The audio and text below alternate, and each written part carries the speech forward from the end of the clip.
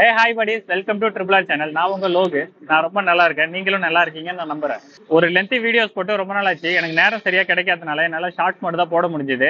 So இப்போ பெங்களூர் வந்திருக்கேன். இந்த ஆப்பர்ச்சுனிட்டி யூஸ் பண்ணி ஒரு லென்த்தி வீடியோ போடலான்னு ஒரு 150 கிலோமீட்டர் சைக்கிளிங் ரைடை வந்து இப்போ இனிஷியேட் பண்ணியிருக்கேன்.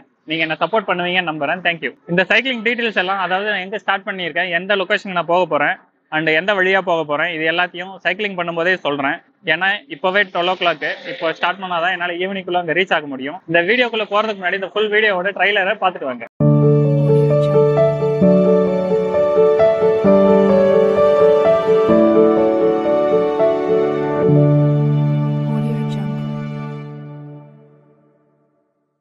இப்போ நம்ம போக போற இடம் ஸோ அப் அண்ட் டவுன் பார்த்தீங்கன்னா மோர் தென் 170 கிலோமீட்டர் இருக்கும். மைசூர் ரோடு ரொம்ப அழகா இருக்குன்னு கேள்விப்பட்டிருக்கேன். இப்போதான் நேரில் பார்க்குறேன். பர்பஸ் தப்பான ரூட்டு மாதிரி வந்துட்டேன்.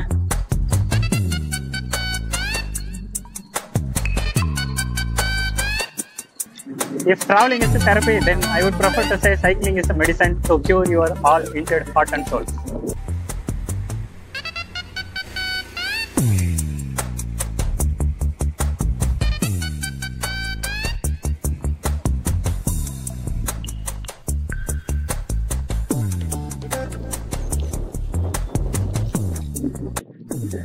இப்போ நீங்க பாக்குற மலைக்கு தான் போக போறோம். இங்க வரதுக்கு முன்னாடி கொஞ்சம் பயமா தான் இருந்துச்சு. ஆனா டாடா பை. லைட் போடாத. ஏனோ வாட்ச்.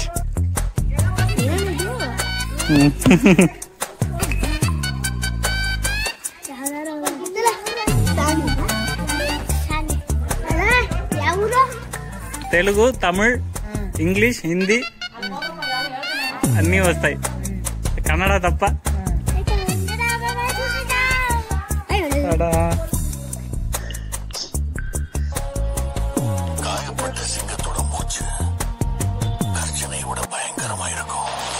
இன்னைக்கு எப்போ தூங்க போறோம்னு தெரியல, பாப்போம்.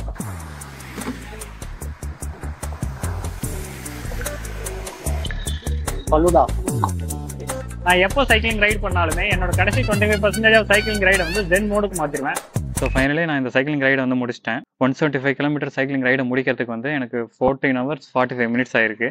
Come let's go and do cycling.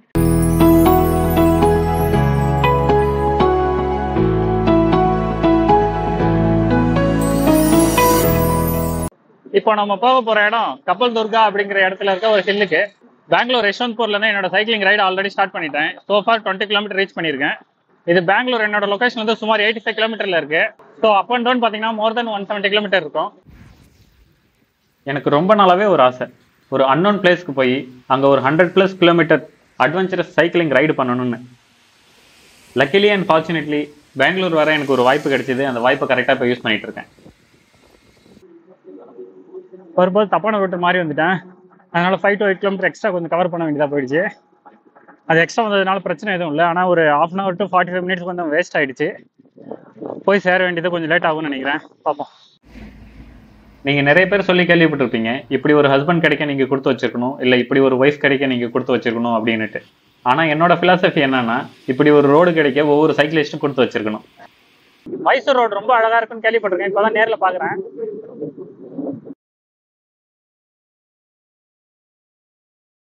இந்த சீனரியை பார்த்துட்டு இருக்க எல்லாத்துக்குமே இந்த ஒரு எண்ணம் கண்டிப்பாக வராமல் இருக்கவே இருக்காது, என்னையும் உள்பட.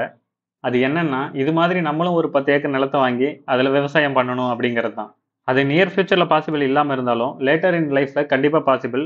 ட்ரை பண்ணுங்க. Because farming is the noble job in the world. இதுவரை 50 கிலோமீட்டர் வந்தாச்சு. ராமநகரா அப்படிங்கிற ஒரு பிளேஸ்க்கு வந்திருக்கோம். இன்னும் ஒரு 36 கிலோமீட்டர் தான் இருக்கு. இன்னும் ஒரு 1.5 hour இல்லை 2 hours போயிடலாம்னு நினைக்கிறேன். வாங்க.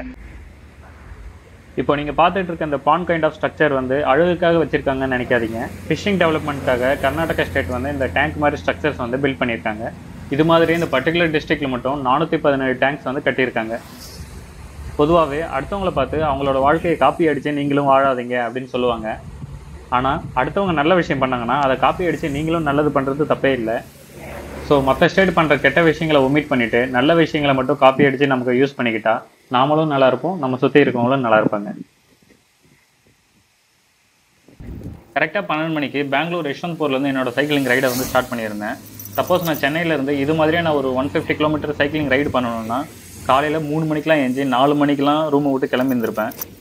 இந்த வெயிலிருந்து தப்பிக்கிறதுக்காகவே காலையில் அவ்வளோ சீக்கிரம் ஏஞ்சி சைக்கிளிங் பண்ண போவேன். Long distance cycling ride early morning பண்ணுறதுனால நம்மளோட எனர்ஜியும் அவ்வளோ வேஸ்ட் ஆகாது. லாங் டிஸ்டன்ஸ் ரைடும் பண்ணலாம். ஆனால் இங்கே பெங்களூரோட கேஸ் வந்து டோட்டலாக டிஃப்ரெண்ட். இங்கே என்ன தான் வெயில் அடித்தாலும் அந்த ஹாட்னஸ் வந்து என்னால் ஃபீல் பண்ண முடியல. I could feel only the breeze which is coming on my way.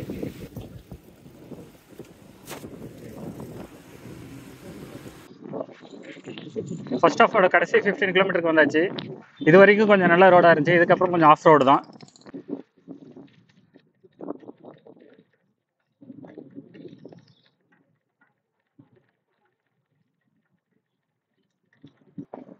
கர்நாடகாவோட extreme village சைடுக்கு வந்தாச்சு.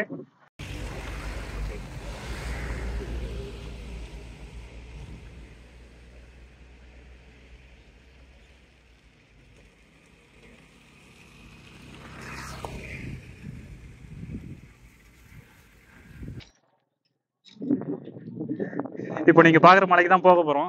ஆனால் இப்போவே நல்லா இருட்டின மாதிரி ஆயிடுச்சு. Almost 6 o'clock. முடிஞ்சால் போவோம், இல்லை அடிவாரத்தை தொட்டுட்டு வந்துடுவோம். ஒரு வழியாக ஃபர்ஸ்ட் இன்னிங்ஸை முடிச்சாச்சு. இப்போ டைம் கரெக்டாக 6:15. இது முடிக்கிறதுக்கு 6 hours 15 minutes ஆகிருக்கு. ஆல்மோஸ்ட் அப்படியே ஒரு 90 கிலோமீட்டராவது இருக்கும்னு நினைக்கிறேன். கரெக்டாக அப்புறமா கால்குலேட் பண்ணணும். இதான் நம்ம பார்க்க வந்த மலை.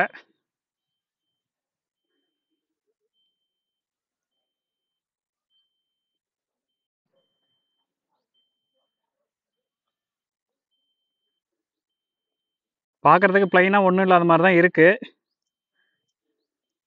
ஆனால் வழி அந்த பக்கம் இருக்குன்னு நினைக்கிறேன். மேபி அங்கே போய் பார்த்தா ஏறி பார்க்கலாம்.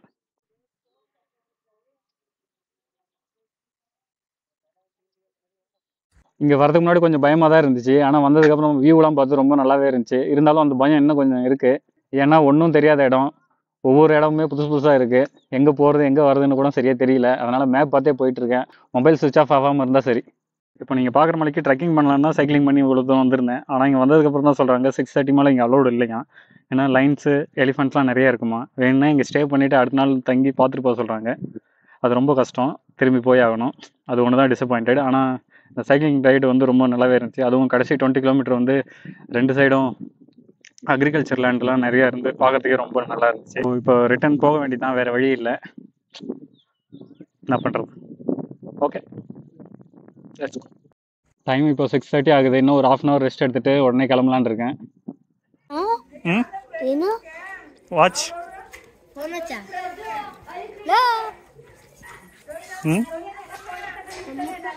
வாட்ச்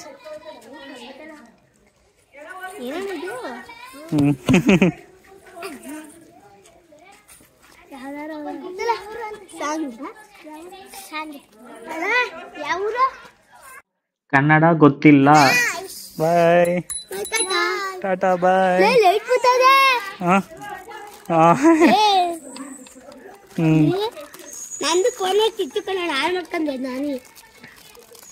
ಕನ್ನಡ ತಿಳಿಯ, ಕನ್ನಡ ತಿಳಿಯ, ಕನ್ನಡ ಗೊತ್ತಿಲ್ಲ.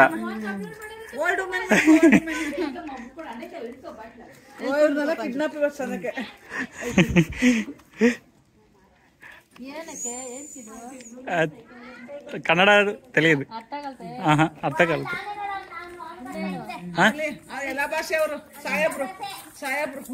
తెలుగు, తమిళ్, ఇంగ్లీష్, హిందీ అన్నీ వస్తాయి. కన్నడ తప్ప అన్ని.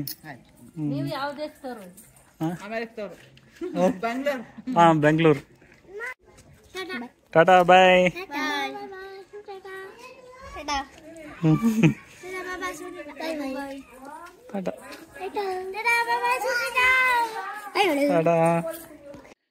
இப்போ 7 மணி ஆகுது. நான் இங்கேருந்து கிளம்பிட்டேன். இந்த ஒரு 1/2 லிட்டர் வாட்டர் பாட்டில் வந்து நான் பெங்களூர்லேருந்து கிளம்புறதுக்கு முன்னாடி இங்கே எடுத்து வந்திருந்தேன்.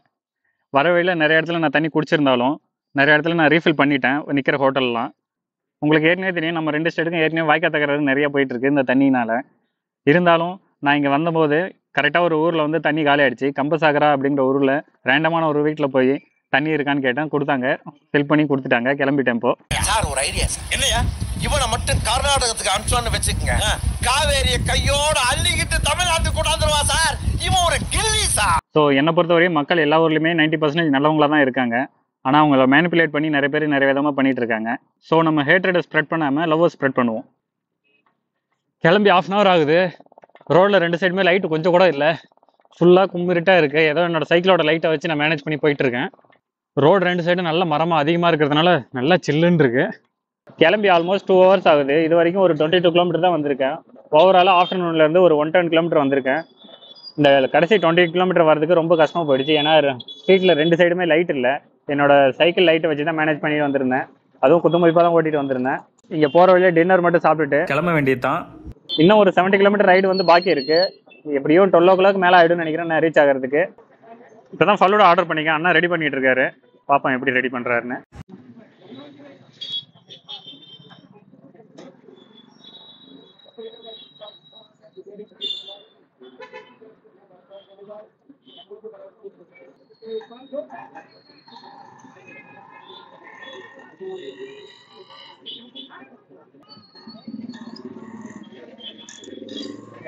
ओके हाँ, मैं देखा नहीं. ठीक है भाई, थैंक यू.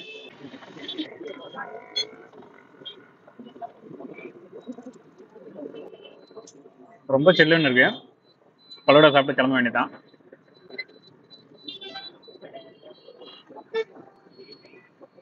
நல்லா இருக்கு. எக்ஸ்பெக்ட் பண்ணதை விட நல்லாவே இருக்கு. 50 ரூபாய்க்கு ஒர்த்து தான். இந்த இடம் வந்து சென்னப்பட்டினம். இது வந்து பெங்களூர் டு மைசூர் ஹைவே ரோட்டுக்கு ஒரு 10 to 15 கிலோமீட்டர்ஸ் பக்கத்தில் இருக்கு.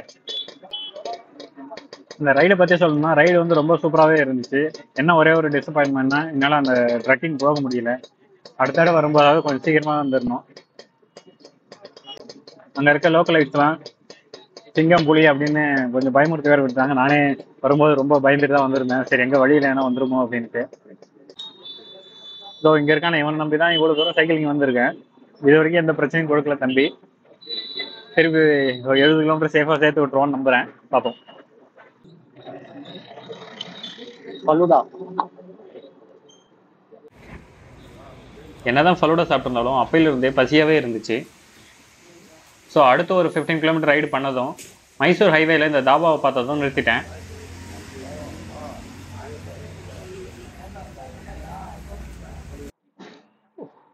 எவ்வளோ நேரம் போட்டிருக்கு பாப்பா.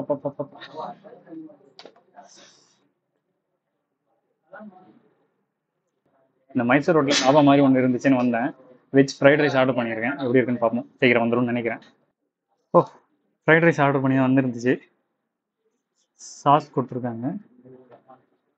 வெஜ் ஃப்ரைட் ரைஸு கொஞ்சமாக போட்டுவிட்டு டேஸ்ட் பண்ணி பார்ப்போம் எப்படி இருக்குன்னு.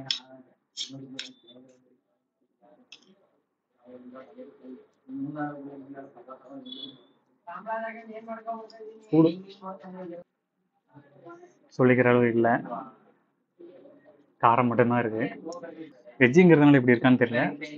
நான் எப்பயுமே 100 கிலோமீட்டர் ப்ளஸ் சைக்கிளிங் ரைடு பண்ணும்போது அந்த சைக்கிளிங் ரைடை 2 செக்மெண்ட்டாக பிரிச்சிருவேன். ஃபஸ்ட்டு செக்மெண்ட் முடிஞ்சதும் ஒரு மினிமம் 2 hours நான் ரெஸ்ட் எடுக்கிற மாதிரி பிளான் பண்ணியிருப்பேன். ஆனால் இந்த தடவை என்னால் அப்படி பிளான் பண்ண முடியல. ஏன்னா நான் போய் சேர்ந்ததே அங்கே 6 to 7 அந்த ரேஞ்ச் ஆகிடுச்சு.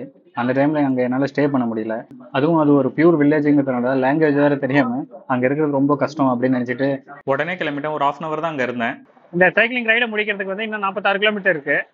But I'm almost done and very much exhausted at the moment. இந்த 46 கிலோமீட்டர் போகிறது ரொம்பவே கஷ்டம். இதில் தான் ஃபுல் மைண்டு கேமே இருக்குது. ஆனால் எனக்கு தெரியும் இந்த 46 கிலோமீட்டர் நான் ஈஸியாக முடிச்சிருவேன். நீங்கள் எத்தனை கிலோமீட்டர் சைக்கிளிங் ரைடு பண்ணாலும் சரி, கடைசி 25% வந்து ரொம்பவே கஷ்டமாக இருக்கும், ரொம்ப பெயின்ஃபுல்லாகவும் இருக்கும். இந்த பெயினை ஓவர் கம் பண்ணுறது கொஞ்சம் கஷ்டம் தான். சப்போஸ் நீங்கள் அதை ஓவர் கம் பண்ணிட்டீங்கன்னா உங்கள் லைஃப்பில் வர ப்ராப்ளத்தை எப்படி ஓவர் கம் பண்ணலான்னு ஒரு ஐடியா கிடைக்கும். அதை எப்படின்னு கிளியராக சொல்கிறேன். நான் எப்போ சைக்கிளிங் ரைடு பண்ணாலும் என்னோட கடைசி 25% ஆஃப் சைக்கிளிங் ரைடை வந்து நான் ஜென் மோடுக்கு மாற்றிடுவேன். அந்த ஜென் மோடில் என்ன நடக்கும் அப்படின்னு பார்த்தீங்கன்னா, நான் என்ன பண்ணுவேன் அப்படின்னு பார்த்தீங்கன்னா, எனக்கு பாடியில் எங்கெங்கெல்லாம் பெயினாக இருக்குது, ப்ளஸ்ஸு நான் எப்படி கஷ்டப்பட்டு பெடல் பண்ணுறேன், ஒவ்வொரு கிலோமீட்டர் நான் எப்படி எய்ம் பண்ணி போயிட்டுருக்கேன் அப்படிங்கிறத எல்லாத்தையும் நான் ஸ்டோர் பண்ணி வச்சுருவேன் என்னோட மூளையில். ஆக்சுவலாக இந்த பெயின் எல்லாம் என்னோட மைண்டில் ஸ்டோர் ஆகிறது மட்டும் இல்லாமல் என்னோட சப்கான்ஷியஸ் மைண்ட்லேயும் ஸ்டோர் ஆகும். அப்படி ஸ்டோர் ஆகிறதுனால என்ன ஆகும் அப்படின்னு பார்த்தீங்கன்னா, சப்போஸ் எனக்கு ரியல் லைஃப்பில் ஒரு ப்ராப்ளம் இல்லைனா பெயின் வரும்போது என்னோட சப்கான்ஷியஸ் மைண்டு என்கிட்ட வந்து சொல்லும், இதேமாரி பெயினை வந்து நீ ஆல்ரெடி நிறைய தடவை கோத்ரூ பண்ணியிருக்க, அப்படி ஒவ்வொரு தடவை நீ கோத்ரூ பண்ணும்போதும் அந்த பெயினை வந்து சக்ஸஸ்ஃபுல்லி நீ ஓவர் கம் பண்ணியிருக்க, உன்னோட டெஸ்டினேஷனையும் நீ நினச்ச மாதிரி ரீச் பண்ணியிருக்க அப்படின்னுட்டு. இது வரைக்கும் என்னோட சப்கான்ஷியஸ் மைண்ட் வந்து நிறைய தடவை என்கிட்ட சொல்லி ஹெல்ப் பண்ணியிருக்கு, இப்பவும் ஹெல்ப் பண்ணிட்டு இருக்கு. நான் என்னோட ஒவ்வொரு சைக்கிளிங் ரைடு முடிச்சதுக்கு அப்புறமும் எத்தனை மணிக்கு முடிச்சாலும் சரி, மினிமம் 1 hour ஆகுது தூங்காம எப்படி நான் அந்த சைக்கிளிங் ரைடு முடிச்சேன், அதாவது எப்படி ஸ்டார்ட் பண்ணேன், எத்தனை மணிக்கு ஸ்டார்ட் பண்ணேன், எந்தெந்த வழியா போனேன், எங்கெங்க எப்பப்பெல்லாம் எனக்கு எவ்வளவு பெயின் இருந்துச்சு, அப்படி எல்லாத்தையும் யோசிச்சு பார்ப்பேன். அப்படி யோசிச்சு பார்க்கும்போது என்ன அறியாம ஒரு புத்துணர்ச்சி மாதிரி எனக்கு கிடைக்கும். ஏன்னா இவ்வளவு கஷ்டப்பட்டு இவ்வளவு பெயின்லயும் நான் வந்து ஒரு 150+ கிலோமீட்டர் சைக்கிளிங் முடிச்சிருக்கேன், இல்ல 180 முடிச்சிருக்கேன் அப்படின்னு நினைக்கும் போது அது என்னால எக்ஸ்பிளைன் பண்ணவே முடியல, அவ்வளவு சந்தோஷமா இருக்கும். இந்த சந்தோஷம், புத்துணர்ச்சி, இது எல்லாமே கண்டிப்பா உங்களுக்கு லைஃப்ல யூஸ்ஃபுல்லாவே இருக்கும். மணி 12:15 இப்பதான் கும்பல்கோடு அப்படிங்கிற இடத்துக்கு வந்திருக்கேன். இன்னும் ஒரு 23 கிலோமீட்டர்ஸ் இருக்கு. எப்படியும் 1 to 1.5 hour ஆயிடும்னு நினைக்கிறேன். இன்னைக்கு எப்ப தூங்க போறோம்னு தெரியல, பார்ப்போம்.